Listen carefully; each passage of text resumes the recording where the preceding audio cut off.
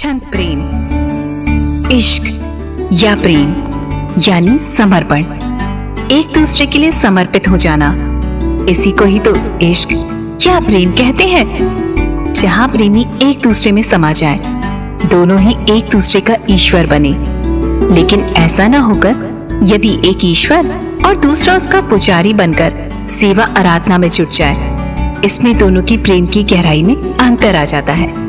इसलिए उनके मन में निराशा पनपना निश्चित है, क्योंकि प्रेम में एक दूसरे के प्रति सम्मान बहुत ही जरूरी होता है। मैं गुजरात से हूँ, मेरा नाम ऋतुजा है।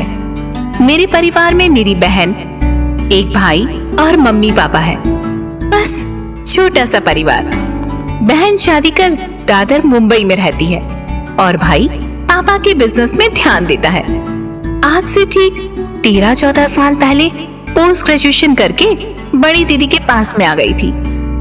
नया शहर, नए लोग। यहाँ यूनिवर्सिटी में मेरे जीजू ने मेरा दाखिला करवा दिया था। ऐसे में मेरी मुलाकात योगेश से हुई और मुझे उससे प्यार हो गया। हम दोनों ने समंदर किनारे डूबते सूरज को साक्षी मानकर साथ जीने मरने की कसमें खाई थी। मैं योगेश से बहुत प्यार करती थी, योगेश भी मुझसे उतना ही प्यार करता था। हम दोनों एक दूसरे से बहुत प्यार करते थे। हमने अपनी शादी करने की सोची, साथ में पढ़ाई भी करेंगे और पार्ट टाइम दोनों कहीं पर जॉब कर अपनी जिंदगी संवारने का मन हम दोनों ने बना ही लिया था। मैं भी बहन के साथ भला उसके फैमिली को कब तक डिस्टर्ब करती। वो तो कुछ भी नहीं कहती थी, लेकिन मैं नहीं चाहती थी कि मेरी वजह से उसे कोई डिस्टरबेंस हो। इसलिए मैं भी सोचती थी आज न कल तो शादी करनी ही है, तो क्यों ना हम दोनों अभी शादी कर इन सभी झंझटों से दूर हो जाएं और नई जिंदगी की शुरुआत कर ले।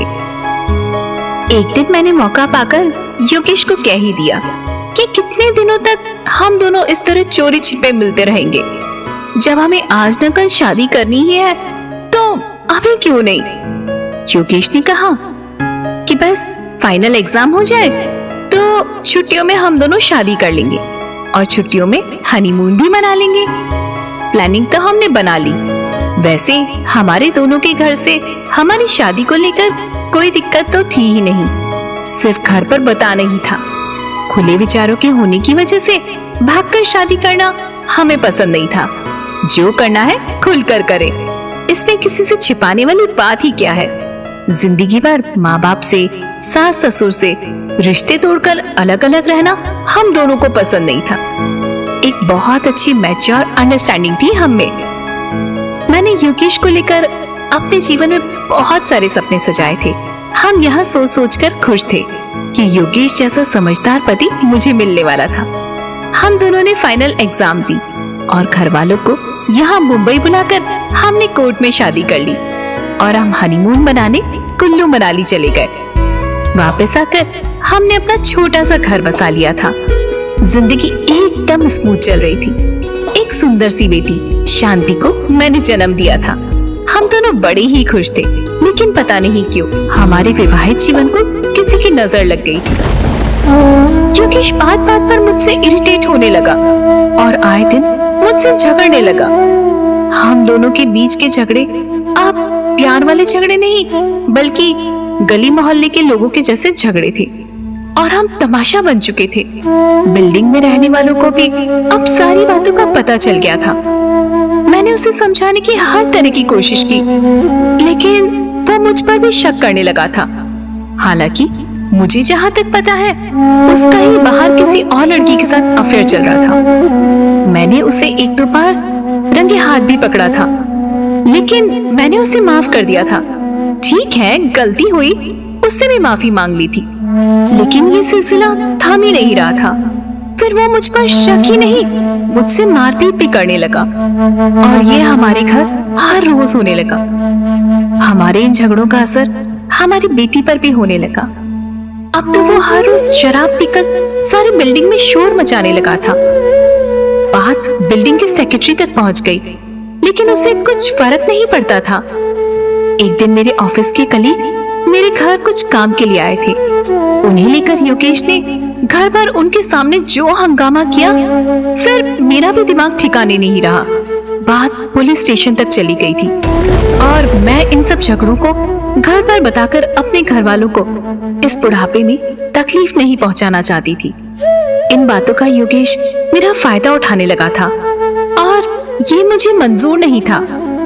अब बस मेरे मन में आत्महत्या करने का विचार आना शुरू हो गया, लेकिन बेटी का मासूम चेहरा सामने आ जाता था। लेकिन उस दिन आत्महत्या का निश्चय कर बेटी शांति को लेकर मैं घर से बाहर निकल गई, पलटकर कभी भी न लौटने के लिए। उस दिन मैंने बेटी को खूब घुमाया, उसे खूब खिलाया पिलाया, अच्छे अच्छे खिलौने लिए, कपड़े लिए। वो बहुत खुश थी। बस उसका खुशी भरा चेहरा देखकर मैं भी खुश थी। अब मुझे अपने जीवन में कुछ और पाने की इच्छा नहीं बची थी।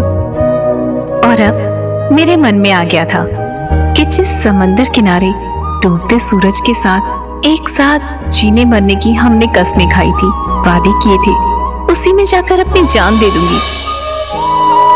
और इसके लिए मैं शाम को घर से निकल गई थी। मैं अकेले समंदर की ओर चली जा रही थी। डूबते सूरज के सामने इसी समंदर में उन कस्मों को जो हमने खाई थी उसी का हिसाब मांगने मैं यहाँ पहुंच गई थी और एक बड़ी सी लहर ने मुझे अपनी आगोश में खींच लिया। मैं समंदर में समा रही थी हमेशा हमेशा के लिए। लेकिन जब होश आया तो देखा सामने नितांत, मेरा ऑफिस का कलीग, जो अपने घर वालों के साथ बीच पर घूमने आया था। उसने ही लाइफ गार्ड को बताकर उसकी मदद से मेरी जान बचाई थी। सोचती हूँ उस दिन उसने मेरी जान नहीं बचाई होती तो। नितांत भी डिवोर्सी था। मुझे भी योगेश से अब कोई उम्मीद नहीं थी। फिर हम दोनों ने एक दूसरे से शादी कर ली। बेटी शांति भी अब मेरे साथ है। आज वो 8वीं कक्षा में पढ़ रही है। मैंने अब उसका स्कूल चेंज कर दिया है ताकि योगेश उसे दोबारा कभी मिल ना सके। मेरे जीवन में आए इस बवंडर ने मेरी जिंदगी को उथल फुथल कर दिया था, लेकिन अब मैं पिछली बातें भूल चुकी हूँ। अब नितांत के साथ मैंने अपनी नई जिंदगी की शुरुआत की है। अब मैं सुकून की सांस ले पा रही हूँ और हम तीनों बहुत खुश हैं। लेकिन मन में हमेशा सवाल उठता है, क्या प्यार करने का अंजाम यही होता है? इस प्यार के निर्णय में भी क्यों जीवन जीना कठिन हो जाता है? क्या इसका जवाब सिर्फ घर से भागकर आत्महत्या कर लेना या जीवन जीने की इच्छा से किसी और के साथ समझौता कर अपनी बची जिंदगी जी लेना यही है? क्या इसी को जीवन कहते हैं? फिर प्यार, इश्क, मोहब्बत क्या है?